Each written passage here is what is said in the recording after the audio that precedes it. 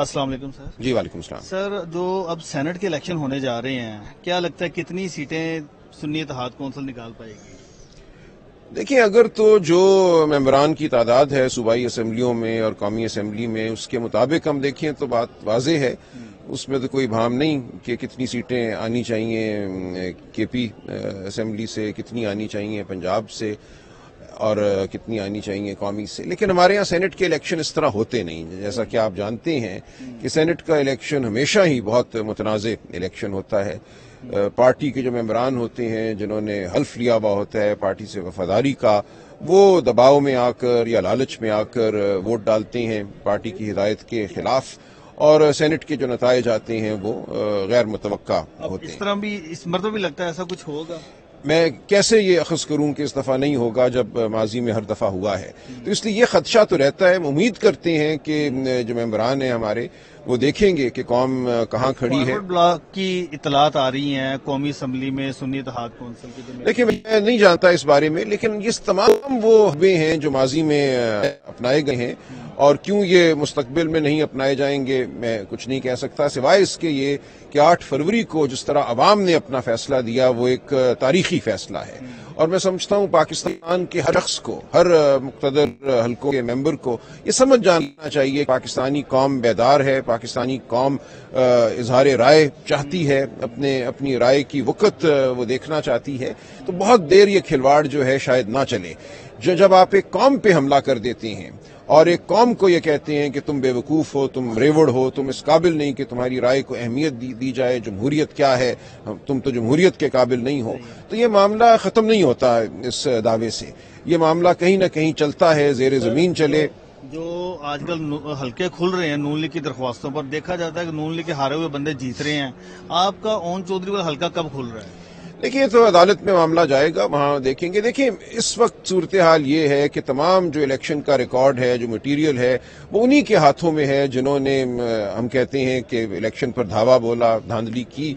اب ان ہاتھوں میں رکھا ہوا ریکارڈ جو ہے اس کو کچھ بھی کیا جا سکتا ہے. جس حلقے میں 4000 ووٹ مسترد تھے ان کو کل آپ کو کہا جائے گا کہ 24000 ووٹ مسترد نکل آئے ہیں. جی، ہر قسم کے خدشے ہیں. جی دیکھیں، اس وقت کسی چیز پہ اعتبار کرنا بہت ممکن نہیں ہے، اس لیے کچھ بھی ہو سکتا ہے. بیگ کھلیں تو اس میں سے کبوتر اور طوطے بھی نکل سکتے ہیں، اس میں جلے ہوئے ووٹ بھی نکل سکتے ہیں، اس میں 4 دفعہ اسٹیمپ شدہ ووٹ بھی نکل سکتے ہیں. تو اس وقت پورا جو نظام ہے وہ ایک طرح سے زیادہ نا امید ہو گیا. دیکھیں، نا امید اس نہیں ہوں، میں حقیقت پسندانہ بات کر رہا ہوں، اور میں وہ بات کر رہا ہوں جس کے خلاف ہمیں جدوجہد کرنا ہے. ایسا نہیں کہ نا امید ہو کر میں گھر بیٹھ جاؤں گا یا مایوس ہو کر کوئی غائب ہو جاؤں گا منظر سے. یہ وہ باتیں ہیں جو ہمارے اہداف میں اب شامل ہیں.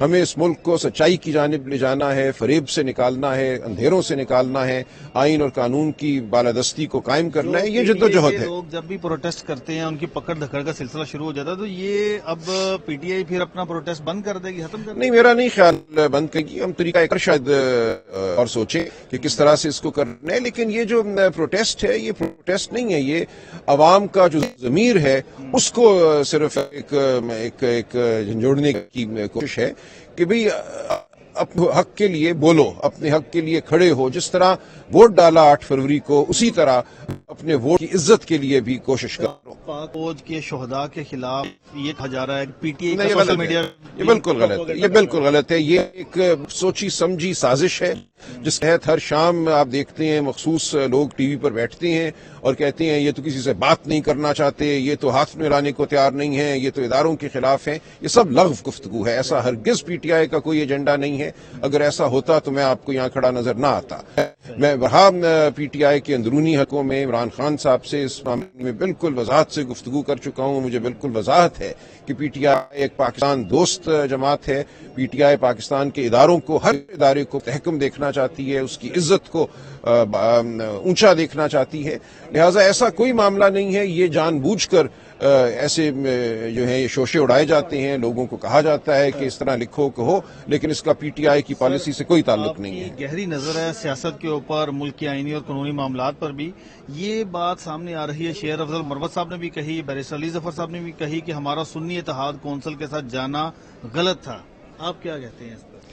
دیکھیں یہ ایک میں سمجھتا ہوں فروئی نوعیت کی بحث ہے. میں سمجھتا ہوں ہم کہیں بھی جاتے تو یہی ہونا تھا نتیجہ. اس وقت جو میں بات کر رہا ہوں جس طرح نظام قانون اور آئین کے خلاف اس وقت کھڑا ہوا ہے اور آئین اور قانون اور ہر صحیح بات کو انہوں نے کہا کہ جماعت اسلامی کے ساتھ خان صاحب جانا چاہتے تھے. نہیں دیکھیں بہت سے آپ کے اگر بات ہوئی تھی خان صاحب؟ دیکھیں بہت سے پروپوزل تھے, بہت سی آپشنز تھیں, لیکن میں اس بارے میں مزید کچھ نہیں کہوں گا. میں سمجھتا ہوں کہ سنی اتحاد کونسل کے ساتھ بھی جو ہم نے الحاق کیا یہ آئین اور قانون کے مطابق اس کو دیکھا جائے تو ہمیں سیٹیں ملنی چاہیے. بالکل آئین جو ہے اس بات کا تقاضا کرتا ہے کہ ہر جماعت کو صرف اتنی ہی سیٹیں ملیں جتنی اس نے جیتی ہیں قومی اسمبلی میں یا صوبائی اسمبلی میں, اسی تناسب سے ملے. اس سے ہٹ کے کچھ بھی نہیں ہو سکتا. سر ہم نے دیکھا ہے کہ اس وقت جو سارے معاملے چل رہے ہیں, جو علی کھوسہ صاحب ہیں وہ قومی اسمبلی میں بیٹھے ہیں, شیر افضل مروت صاحب اپنی تقریر کر رہے, سارے معاملات میں خان صاحب کو کس طرح سے باہر لے کر آنا ہے, مقدمات کی پیروی کس طرح سے کرنی ہے, کوئی اسٹریٹجی لیگل ٹیم نہیں بالکل نہیں. دیکھیں نہیں, مقدمات کی پیروی بہت اچھی ہو رہی ہے. سائفر کی اپیل چل رہی ہے اسلام آباد ہائی کورٹ میں, توشہ خانہ کی اپیل چل رہی ہے, جو ایک دوسری ٹرائل ہے توشہ خانہ کی وہ چل رہی ہے, عدت کا کیس چل رہا ہے. دیکھیے پھر میں یہی کہوں گا قانون اور آئین کے مطابق ہو تو ہر مقدمے میں خان صاحب کو بری ہونا چاہیے. تمام یہ مقدمے لغو ہیں, ان میں کسی مقدمے میں کچھ بھی نہیں ہے. لیکن قانون اور آئین کے مطابق ہوگا یا نہیں ہوگا میں نہیں کہہ سکتا.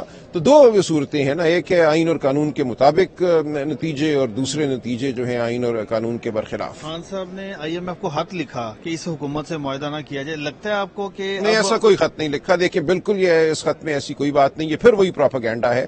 خط میں صرف اتنا یہ کہا گیا کہ IMF کے اپنے رولز اپنے ریگولیشنز یہ تقاضا کرتے ہیں کہ جس بھی ملک سے وہ کوئی معاہدہ کر رہے ہیں دیکھیں کہ وہ ملک واقعتاً اس معاہدے پر عمل کرنے کے قابل ہوگا یا نہیں ہوگا, اور کوئی بھی جھوٹی حکومت جو ہے, فریب پر قائم حکومت جو ہے, اس کے ساتھ ایک دیرپا معاہدہ جس میں آئینی تبدیلیوں کا بھی شاید تقاضا ہو, وہ کسی طرح قابل قبول نہیں ہے. دیکھیں معاہدہ تو ہوگا لیکن ہمارا یہ موقف رہے گا کہ عوام کے حقیقی نمائندوں کے ساتھ معاہدے ہونے چاہیے, ایسے معاہدے جنہوں نے ملک کو ایک مخصوص ڈگر پر ڈالنا ہے. آج ہم یہ سن رہے ہیں کہ IMF یہ تقاضا کر رہا ہے کہ CPEC جو ہے اس کو بند کیا جائے, چائنا کے ساتھ تعلقات کو کم کیا جائے. تو ہمیں بہت بنیادی نوعیت کے فیصلے کرنے ہیں. یہ فیصلے کس کو کرنے چاہیے, سوال یہ ہے. یہ فیصلے عوام کے حقیقی نمائندوں کو کرنے چاہیے یا ان کو کرنے چاہیے جن کو فارم 47 کی بنیاد پر آپ نے بٹھایا ہے. اب اگر جب IMF کا معاہدہ ہو جاتا ہے تو کل کو اگر PTI کی گورنمنٹ آتی ہے اس کو کنٹینیو کرے گی؟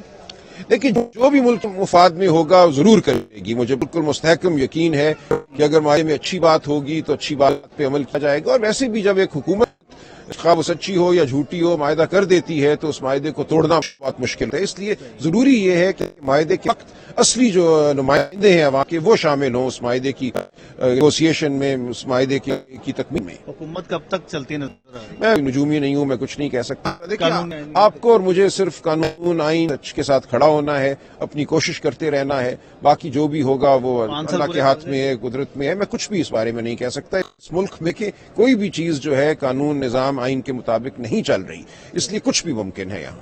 Thank you very much. شکریہ.